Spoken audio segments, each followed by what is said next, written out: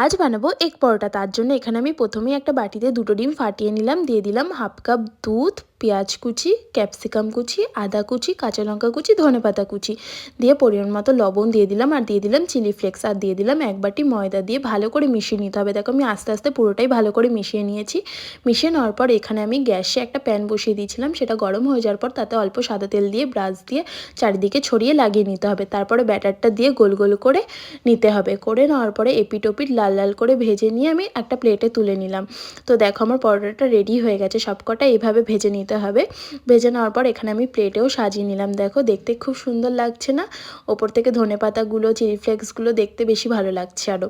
তারপর এক এক করে সাজিয়ে নিয়ে আমি এখানে টমেটো কেচাপ দিয়ে নিয়েছিলাম। তো এরকম কিন্তু পরোটা খেতে দারুণ লাগে, আর বাচ্চাদের টিফিনে যদি তোমরা এরকম পরোটা বানিয়ে দিতে পারো, ওরা খুব খুশিও হয়ে যাবে আর খেতেও খুব টেস্টি হয়। তো এরকম নতুন নতুন ভিডিও দেখতে পাশে থাকো। চলো টাটা।